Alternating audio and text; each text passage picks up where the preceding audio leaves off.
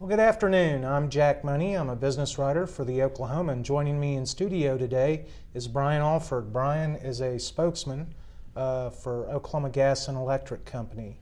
Brian, thanks for joining me today. It's a pleasure to be here, Jack. I wanted to visit with you a little bit about your company's first full day of operation of the Redbud power plant. I keep wanting to say it's new, but it's actually been around for about a decade. It's just you just moved in and took over ownership, if you will.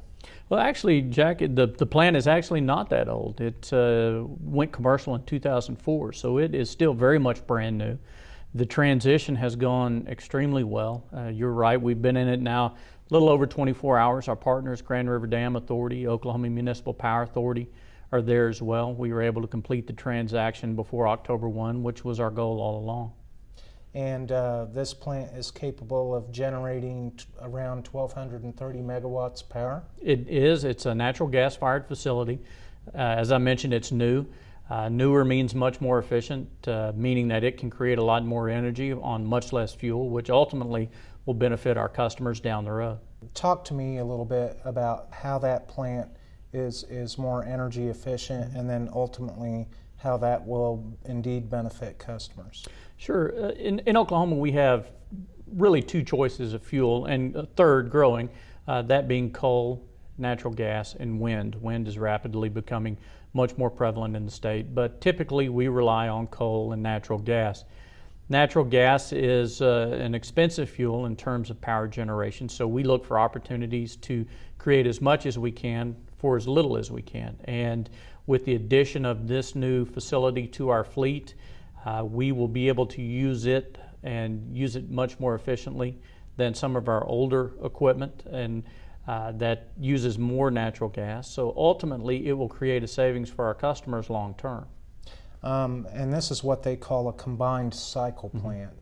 And that's because it actually will take the fuel, turn a turbine, generate electricity, but then the exhaust from that process will turn another turbine to generate additional electricity, right? That's correct. It's, again, much more efficient. Still relatively new technology. It's been around a while, but for us, it's new technology. And with that combined cycle that you described, you're getting twice the bang for your buck, so to speak. And it's also good for OG&E because this plant is located close to a major power load where it needs the energy. Right. We are continuing to see demand increase across the state. We are fortunate in that we are seeing our economy continue to grow. With that comes the added demand for electricity, and this plant will help us meet that. And you know, we hope will serve us for several years to come. Another story that's dominating the news this week is the ongoing credit crisis and how that is impacting not only folks as individuals, but also businesses within Oklahoma. Could you talk a little bit about how that crisis is impacting OG&E right now? We haven't begun to see a significant effect, but of course businesses large and small survive on credit and having the ability to go into the credit market to help fund their business. If you look at a company like OG&E, we use it for constructing new transmission lines, buying new power plants.